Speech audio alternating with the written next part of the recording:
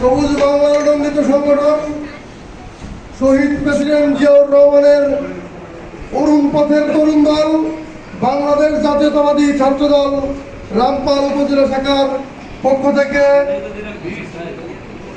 বিএনপির গবেষণা বিষয়ক সম্পাদক জনাব কৃষিবিদ শামীম রহমান শামীম ভাইয়ের সার্বিক তত্ত্বাবধানে রামপাল উপজেলার বিভিন্ন শিক্ষা প্রতিষ্ঠান, গরিব কৃষক, বিধবা, দুস্থ মেহনতি মানুষের মাঝে বনজ ফলজ ঔষধি গাছের চারা, মাছের পোনা, উন্নত মানের বীজ, নগদ অর্থ সহায়তা অনুষ্ঠানে আজকের পয়লা আবহাওয়া উপেক্ষা করে আমাদের মাঝে উপস্থিত আমাদের রামপালের সকল সুধীবৃন্দ, সবাইকে আমার আন্তরিক শুভেচ্ছা অভিনন্দন।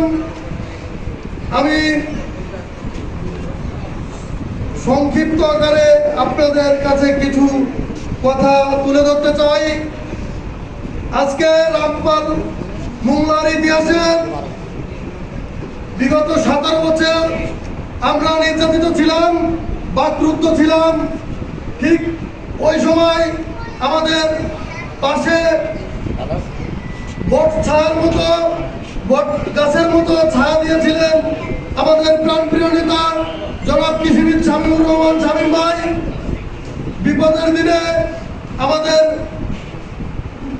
অভিভাবক হিসেবে আমাদের অনেক সহযোগিতা করেছেন, আমরা তার প্রতি কৃতজ্ঞতা জানাই।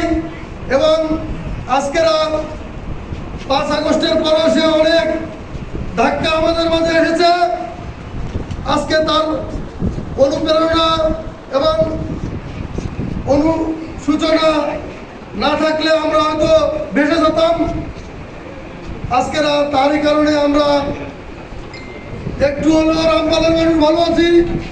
সবাইকে তার আজকের এই মহৎ উদ্যোগে অনেক ঝড় তুফান উপেক্ষা করে আসার জন্য অসংখ্য ধন্যবাদ জানিয়ে আমি আমার সংক্ষিপ্ত বক্তব্য এখানে শেষ করছি। বাংলাদেশ জিন্দাবাদ, বাংলাদেশ জাতীয়তাবাদী ছাত্র দল জিন্দাবাদ, শহীদ জিয়াউর রহমান খালেদা জিয়া জিন্দাবাদ।